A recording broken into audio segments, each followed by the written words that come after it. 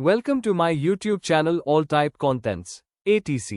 अच्छा, महान कवि गोस्वामी तुलसीदास का नाम तो सबने सुना ही है ना? पर क्या उनकी सारी रचनाएं हमें याद हैं? खासकर जब एग्जाम का टाइम आता है तो उनके नाम याद रखना एक चैलेंज जैसा लगता है। अगर ऐसा है तो आज इसका एक बहुत ही सिंपल और कह सकते हैं जादुई हल मिलने वाला है।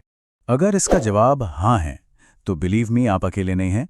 ये एक बहुत ही कॉमन प्रॉब्लम है। लेकिन अब चिंता की कोई बात नहीं, क्योंकि आज हम एक ऐसी ट्रिक सीखने वाले हैं जो इस मुश्किल को हमेशा हमेशा के लिए आसान बना देगी। जी हाँ, बस ये 4 शब्द, इन्हें ध्यान से देख लीजिए।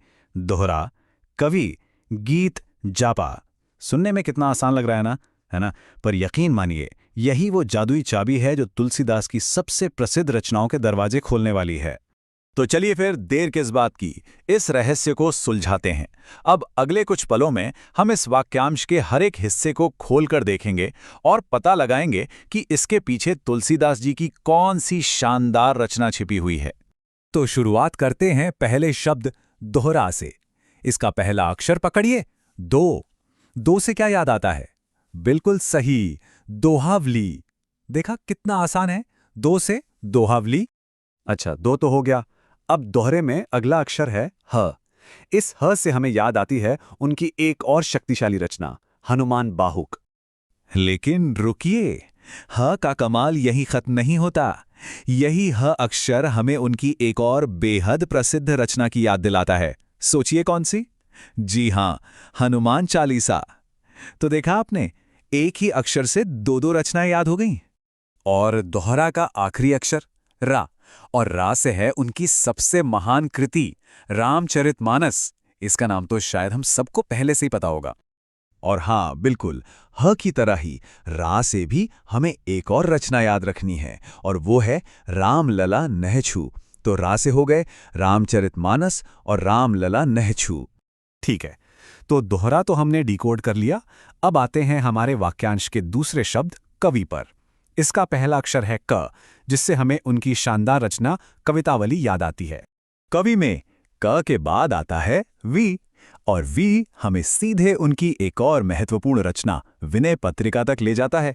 तो लीजिए, कवि शब्द से हमें कवितावली और विनय पत्रिका दोनों ही याद हो गईं। सिंपल।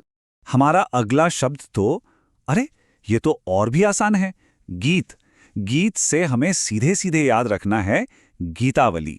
ये दिखाता है कि ये ट्रिक असल में कितनी सरल और असरदार है। और अब हम अपने जादुई वाक्यांश के आखिरी शब्द पर आ गए हैं, जापा।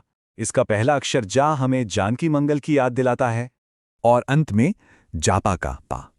इससे हमें याद आती है पार्वती मंगल।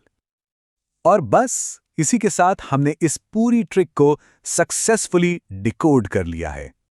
बहुत बढ़िया, हमने हर हिस्से को अलग अलग तो समझ लिया है। तो अब समय है सब कुछ एक साथ देखने का, ताकि ये ट्रिक दिमाग में एकदम अच्छी तरह से बैठ जाए। तो आइए एक बार जल्दी से दोहराते हैं।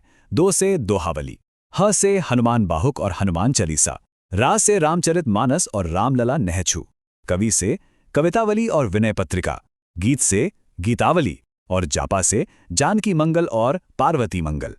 देखिए, सब कुछ एक ही जगह पर कितना व्यवस्थित और क्लियर लग रहा है। तो सबसे जरूरी बात क्या है? बस इस एक सरल से वाक्यांश को याद रखना, दोहरा कवि गीत जापा। ये एक बहुत ही पावरफुल टूल है जो परीक्षा के समय या कभी भी तुलसीदास जी की प्रमुख रचनाओं को याद करने में बहुत मदद करेगा। और इसी के साथ हमारा ये सफर यहीं खत्म होता है। उम्मीद है तुलसीदास जी की साहित्यिक दुनिया में झांकने का ये मजेदार तरीका सबको पसंद आया होगा। अब सवाल ये है कि अगली बार हमें किस लेखक की रचनाओं के लिए ऐसी ही कोई दिलचस्प ट्रिक बनानी चाहिए। इसके बारे में सोचिएगा जरूर।